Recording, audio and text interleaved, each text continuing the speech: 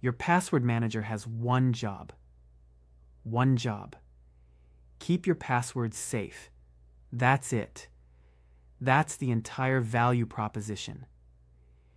You trust this software with the keys to your digital life, your bank accounts, your email, your corporate systems, everything, because they promise military-grade encryption and bulletproof security. So what happens when the company that protects everyone's passwords can't protect their own systems? In 2022, LastPass, one of the world's largest password managers with 33 million users, suffered a security breach. Then another breach.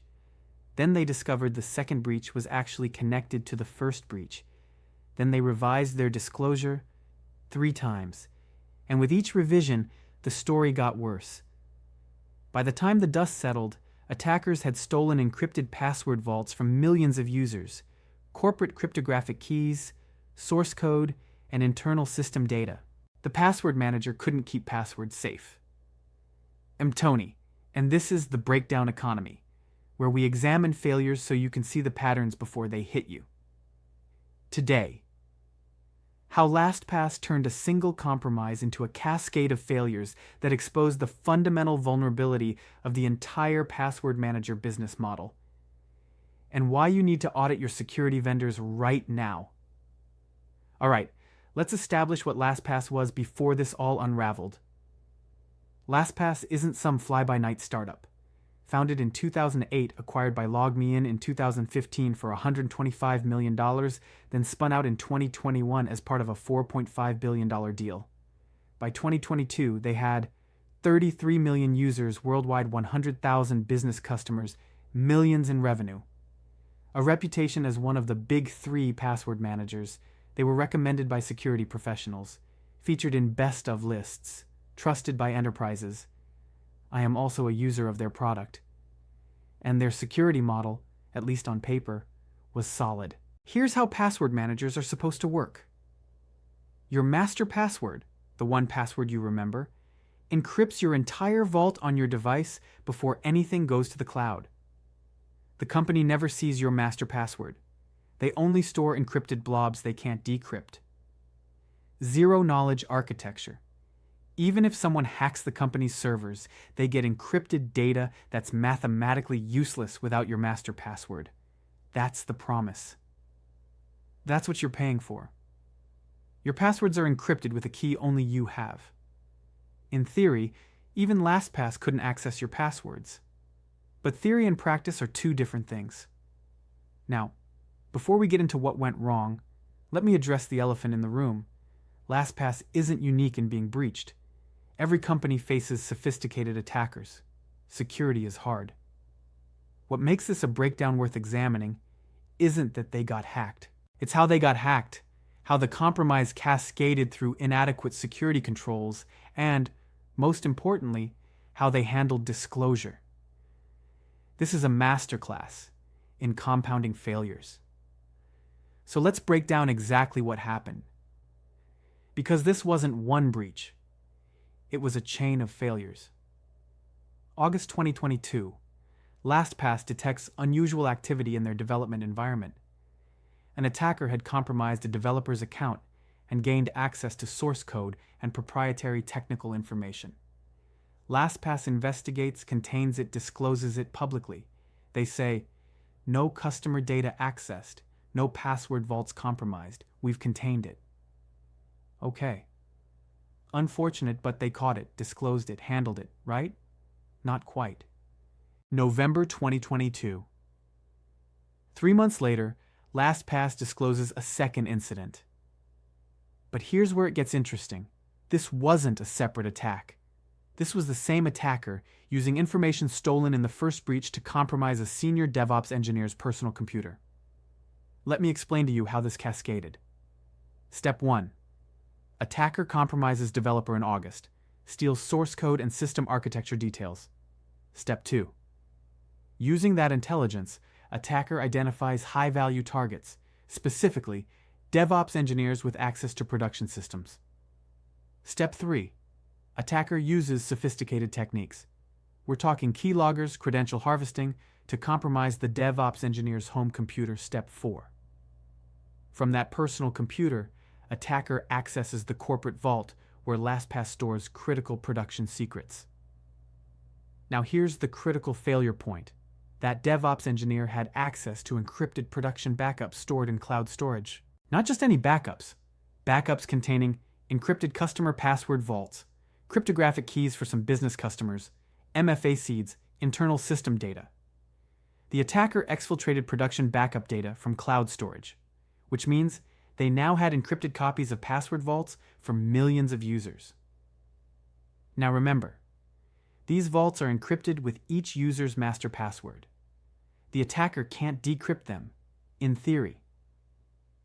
But here's where theory meets practice. LastPass used PBKDF2, a password-based key derivation function, to generate encryption keys from master passwords. The strength of this depends on how complex your master password is, how many iterations PBKDF2 runs, more iterations, ours harder to crack. LastPass's default for accounts created before 2018, 5,000 iterations. For accounts created after 2018, 100 iterations. Here's the problem. With modern GPU-based cracking, 100 iterations is not great. It's minimum acceptable at best. And if you had an older account with 5,000 iterations and a weak master password, say 8 characters, no special characters, an attacker with significant computing resources could brute force that in hours to days, not theoretical, practical. So now the attacker has encrypted vaults for millions of users. Knowledge that older vaults use weak iteration counts all the time in the world to crack weak master passwords offline. And this is where the business model vulnerability becomes clear. Once encrypted data leaves your control, you can't revoke it. You can't patch it. You can't recall it. If someone steals your encrypted vault, they own that data forever. They can spend years trying to crack it. And some of those passwords, they will crack. Now here's where this goes from bad breach to breakdown worth studying. The disclosure. December 22nd, 2022. Initial disclosure. Unauthorized party-accessed cloud storage. Encrypted password vaults were accessed. Minimizes scope January 2023. Revised disclosure. Also copied backup of customer vault data. Also accessed some customer data. Expands scope. February 2023. Further revision. Business customer encryption keys were also taken. MFA seeds compromised. Scope keeps expanding March 2023. Even more details. Personal information, including addresses, phone numbers also accessed. Full extent finally revealed. Every single disclosure made it worse. This is called salami slicing disclosure, revealing bad news in thin slices over time, hoping each piece is small enough to digest. The problem? It destroys trust faster than the breach itself. Customers don't know if they've heard the full story. Security teams can't make informed decisions. Each revision makes people wonder, what else aren't they telling us? And for a security company, trust is the product. Alright, so why does this matter beyond LastPass? Because this reveals 3 critical patterns we're seeing across the entire security industry. Security companies are high-value targets with the same vulnerabilities as everyone else. Think about it. If you're an attacker, what's more valuable? Breaking into one company and stealing their passwords. Breaking into the password manager and getting access to everyone's passwords. LastPass stored the concentrated risk of millions of users.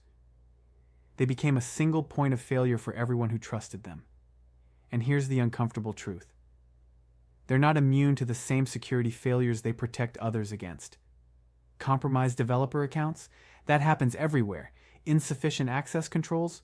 Common problem. Weak encryption iterations? Technical debt? Home computers as weak links? Classic attack vector.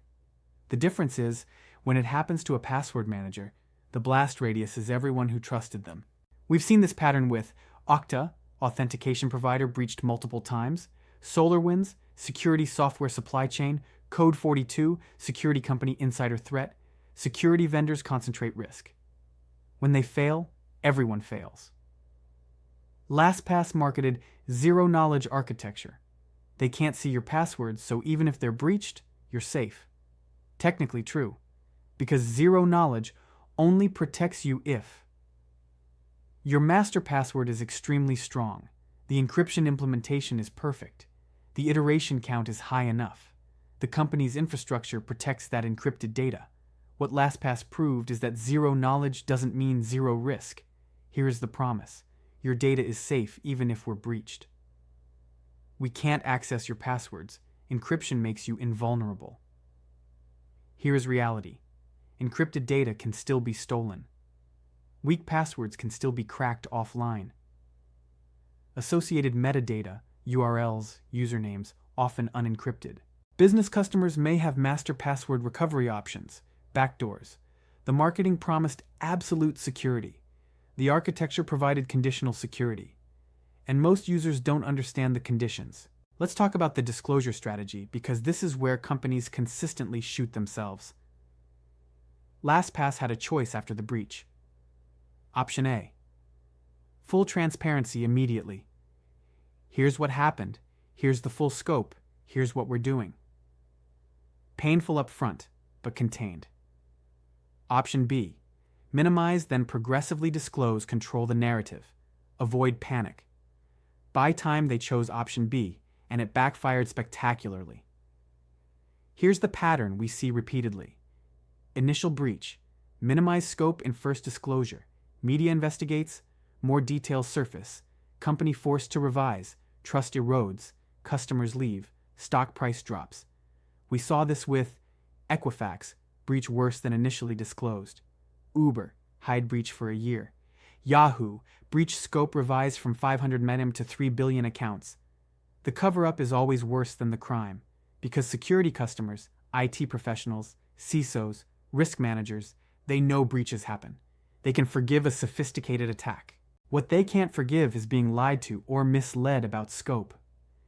Every revised disclosure tells customers, we don't respect you enough to tell you the truth immediately.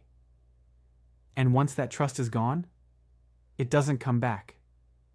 All right, so what do you actually do with this information?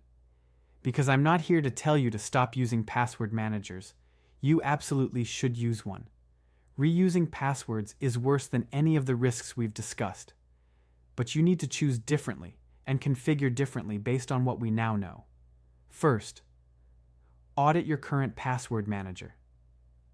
If you were a LastPass user during the breach, assume your encrypted vault was compromised. Change every password in that vault. Yes, all of them enable MFA on everything that supports it. Consider this a forced security upgrade. Second, choose your next password manager with these questions. What's the iteration count for encryption? Minimum 100,000, ideally 600,000 plus. Where is the encryption happening? Should be local on your device, not cloud-based. What's the company's breach disclosure history? Have they been transparent before? Do they support offline access? If their servers go down, can you still access passwords? What happens if the company goes bankrupt? Can you export your data easily? My recommendation: look at Bitwarden, open source, transparent, 1Password, solid architecture, good disclosure history, or KeePass, completely offline. You control everything. Third, master password hygiene. Your master password should be at least 16 characters, 20 plus is better. A passphrase, not a password. Correct horse battery staple style. Unique, never used anywhere else. Memorized, not written down, never shared, even with IT support. For IT leaders and security teams, vendor security audits. Add these questions to your vendor assessment. Show me your incident response plan. What's your disclosure timeline commitment? Have you been breached before? Walk me through what happened. What access do your employees have to production customer data? What controls prevent a compromised employee from accessing everything? How do you secure your DevOps team's access? 2. Defense in depth. Don't rely on password manager security alone. Implement MFA everywhere possible. Use hardware security keys for critical accounts, rotate credentials for privileged access. Quarterly, implement just-in-time access for production systems. 3. Vendor concentration risk. Ask, what happens if our password manager is compromised tomorrow? Can we rotate all credentials within 24 hours? Do we have an alternative authentication path? Have we documented our recovery procedure? The LastPass breach showed us you will eventually need to switch vendors under duress. Plan for it now. And if you're building or operating security products, pay attention. You hold concentrated trust. That comes with responsibility. Disclosure protocol. Draft your worst-case breach disclosure now, before it happens. Commit to 24 to 48-hour full disclosure timelines. Over-communicate scope, always round up, never down. Accept that transparency is your competitive advantage. Architecture. Assume your own systems will be compromised. Design so that breach impact is minimized. Use maximum iteration counts by default. Make export easy so customers can leave quickly. The companies that survive breaches are the ones that earned trust before the breach through transparency and solid architecture. LastPass eroded trust during the breach through inconsistent disclosure. That's the difference between recovery and collapse. Look, LastPass isn't dead. They still have millions of users, including me. The company continues operating. But their reputation took a hit they may never fully recover from. In the 6 months following these disclosures, competitors reported 100% growth in new signups. Enterprise customers publicly announced migrations away from LastPass security communities, stopped recommending them. The actual breach was recoverable. The disclosure strategy was not. And here's what this teaches us about the broader pattern. In security, your product is trust. You can survive getting hacked if you've built trust through transparency. You cannot survive eroding trust through deception, even if your technical security is solid. Every security vendor is one breach away from this exact scenario. The question is, have you built the trust that lets you survive it? And every security customer is one vendor breach away from chaos. The question is, have you architected your systems so that one vendor failure doesn't take you down? The password manager that couldn't keep passwords safe showed us something important. Zero-knowledge architecture doesn't eliminate risk. It just shifts risk from the vendor to the user and the user's password strength. And if you don't understand where the risk actually lives, you can't protect against it. This is the breakdown economy. I'm Tony. Next week, we're examining Unity's $10 billion pricing disaster. How one policy change destroyed a decade of platform trust in 48 hours. Subscribe to see the next breakdown before everyone else does. And if you're using a password manager right now, go check your iteration count and master password strength. Do it today. I'll see you next Thursday.